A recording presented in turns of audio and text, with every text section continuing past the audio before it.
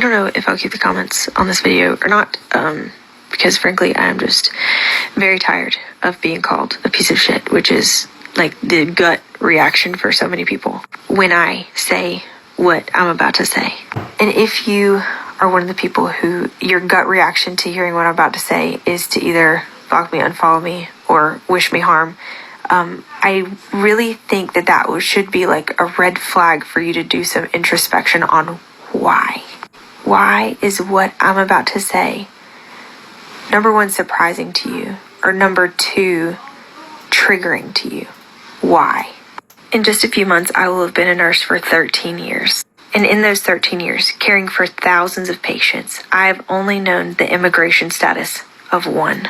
So when I saw that immigration enforcement could come into the hospital, I sent my managers this. Basically, I'm going to jail. You can just handcuff me to her because I guess we all getting deported. I know what you're going to say, Jennifer. That's not going to happen because they're just going after the bad guys, the hardened criminals. 538 undocumented immigrants were shipped out today, and 165 of those had no criminal record. And this is just the first wave. Now, when I brought up how concerned I was about mass deportations, I was told by my own family members, Jennifer, that's not going to happen. This is what the White House posted on Instagram. Now, I am not naive enough to think that if this is where we're starting, that someday it could get to the point where I am caring for a patient who just delivered a baby and immigration comes in and says, it's time to go. And if ICE comes in looking for someone that I am caring for, I will not break HIPAA. Matter of fact, I'm blind in my left eye and 43% blind in my right. When I care for you, I don't care where you've been or what you did. I don't care if you're going to pay with this with insurance or Chuck E. Cheese tokens. I'm going to care for you with the same love and attention that I would give my own sister.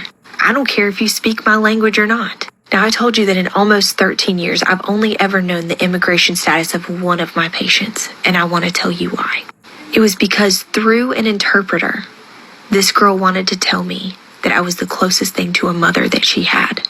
She had been R-worded, her parents had been murdered, and she came here all by herself because she said it was her only chance to live. All through her journey here, she had been taken advantage of by men who said they were going to help her. In Spanish, she thanked me for taking care of her and said that I was the closest thing to a mother that she had. If we're going to deport everybody who comes here out of desperation, there have to be avenues that these people can come here legally that are accessible to someone like her. Do I think people should be allowed to stay if they come over and just come to steal, kill, and destroy? Of course not. But would I ever look at that freshly 18-year-old girl and say, go back? Never. I just want you to know that not everybody who doesn't look like you or speaks another language than you is here to cause you harm. Most of them are doing exactly what you would do for your family, which is whatever it takes to be safe. So when you get excited that people like her would be rounded up and sent back to where they came from, I want you to think of the lengths that you would go to if you were in that situation to keep you or your family safe. Would you break the law even? Would you sneak into a safer place under the cover of night?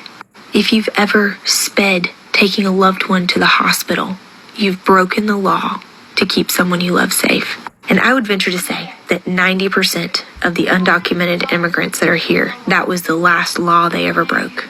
They pay almost $100 billion in taxes a year. But I think human lives are more important than what they can contribute in taxes, but I know that a lot of you think in that way. The purpose of this video is just to give you room to recognize that there is space for compassion in these conversations.